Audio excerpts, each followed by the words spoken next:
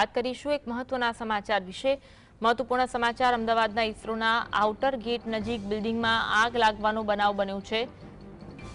ઈસરોના outer gate નજીક આગ લાગવાનો બનાવ બન્યો છે। આઉટર ગેટ પાસે આવેલી 21 નંબરની બિલ્ડિંગમાં આગ લાગી છે। આગ લાગતા અફરાતફરીનો માહોલ પણ જોવા મળ્યો હતો। એસીમાં શોર્ટ સર્કિટના કારણે આગ લાગી હોવાનું પ્રાથમિક તારણ સામે આવી રહ્યું છે।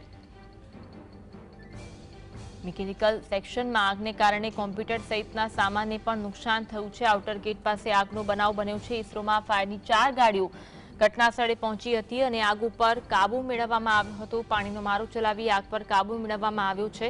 અમદાવાદ ઈસરોના આઉટર ગેટ નજીક બિલ્ડિંગમાં આગ લાગવાની ઘટના બની હતી। આજ અંગે વધુ વાત કરીશું। સંવાદદાતા વિરેન્દ્રસિંહ અમારી સાથે ફોન લાઈન પર જોડાયા છે। વિરેન્દ્ર, ઈસરોના આઉટર ગેટ પાસે આગનો બનાવ બન્યો છે, હાલમાં શું પરિસ્થિતિ? બિલકુલ થી અન્વી કે સેટેલાઇટ વિસ્તારમાં રામદેવનગર આવેલું છે ને રામદેવનગર પાસે જ ઈસરો છે। તો ઈસરોમાં વહેલી સવારે આગનો બનાવ છે તે સામે આવ્યો હતો।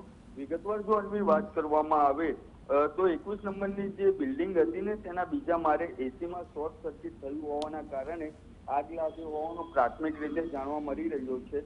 તેની સાથે સાથે જો વાત કરવામાં આવે તો જ્યારે આગ લાગી ત્યારે શોર્ટ સર્કિટના કારણે બિલ્ડિંગમાં જે મિકેનિકલ સેક્શન હતો તેના જે કોમ્પ્યુટર સહિતનો જે સામાન હતો તે બળીને ખાક થઈ ગયો હતો।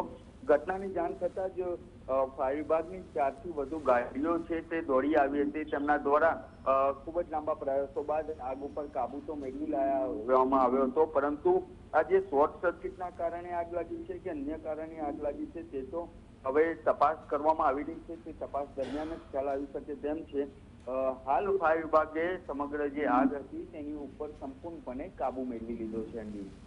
આભાર વિરેન્દ્ર, માહિતી આપવા માટે।